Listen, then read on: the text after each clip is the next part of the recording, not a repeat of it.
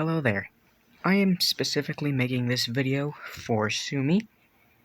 If you do not happen to be Sumi, you may exit this video, or you may simply stay if you wish. Anyways, time to read a bedtime story. How the fairies borrowed the moon. I don't suppose that everybody knows why it is that sometimes when you look up at the sky at night, you only see a part of the moon. Perhaps nobody would have ever known if the goblins had not spied on the fairies' festival one night and found out and told it. The fairies had, for a long time, held festivals in the spring, summer, and fall. But they had never had a winter festival, although one would have thought that the white snow would have made an especially pretty setting for one of their dances. But one night, at a gathering of the fairies, it was proposed to hold a winter festival. After it had been talked over a little, every fairy there was enthusiastically planning what to do. Finally, one of the fairies asked, "I think it would be nicest to have the festival on the lake, then we will have smooth ice to dance on." "And," said another fairy, "we can build a fire over on the side of the lake so that we can warm ourselves if we get cold." "And," said another, "those who do not wish to dance can skate by tying their wands on the bottom of their shoes." The gnome said that they would look after the polishing of the ice by going to Jack Frost and getting him to help them. They planned to ask North Wind to blow and send some clean white snow. Every fairy was to have her dress trimmed with fur, and each was to wear a little bonnet made of swan's down and tied with a red ribbon. Altogether, the festival was planned to be one of the most elaborate the fairies had ever given. But just as the meeting was breaking up, one of the fairies said, "What are we going to do for light?" "In the summer, we have always had the fireflies to help us, but now they are all fast asleep and we cannot wake them up. And, anyway, their lights are all out at this time of the year." "Why, we have the moon," said one of the fairies.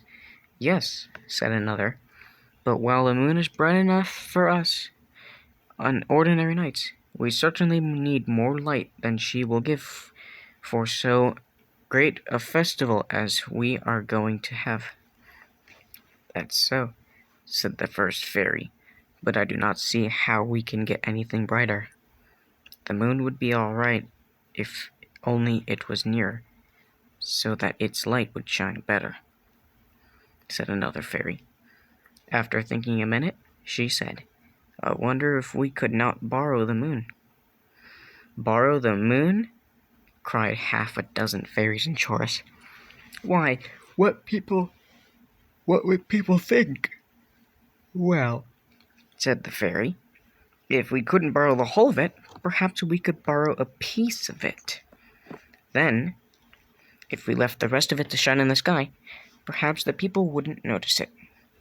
"That's not such a bad idea," said the Queen of the Fairies, "and I will appoint a committee to try and arrange it." So she named 3 of the fairies to act as a committee to borrow the moon. The day before the festival was to take place, the 3 fairies all got astride of a broomstick which a witch loaned them. They sailed away up into the sky, and when the man in the moon saw them coming toward him, he was very much surprised. He was more surprised when they heard the curious request they had to make. "Will I lend you the moon?" he said. "Why, what a strange thing to ask me. What do you think all the people down on Earth will say if they found out that I had done such an unheard of thing? They might even make me move out of the moon and go somewhere else, as I have lived here so long that I would never be happy anywhere else." "But," said the fairies, If we do not have some light, our festival will be a failure. This is the first winter festival we have ever had, and Jack Frost has just splendid in helping us. We think you might help too. If you won't loan us the whole of the moon, couldn't you loan a part of it? We will be sure to bring it back just as good as it was when we took it. How big a piece you want? Asked the man. Just as big as you can spare, said the fairies. Well, after thinking a minute, you've come a long way, and I would like to help you. I certainly want your festival to be a success, so I am going to let you take a piece off the edge, but to be sure that you will return it. I am going to make one of your fairies stay here all the time the piece is gone.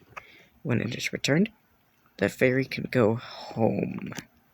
So the fairies drew lots as to which one would stay, and the man took a big saw and sawed a piece off the moon right near the edge where the people would be least likely to notice it was gone. God knows how long that took. The two fairies took it with them on the broomstick back to the earth, and such a festival as the first winter festival was. Everyone voted it the best they had ever, and all agreed that the piece of the moon which they borrowed gave the finest light. After the festival was over, the two fairies took it back to the sky and returned it with their sister, who had stayed there while they were away. The man in the moon was so pleased with the visit of the fairies that he told them they could borrow a part of the moon any time they liked.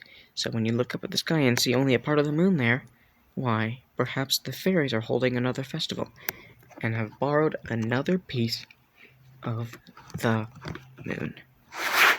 The end.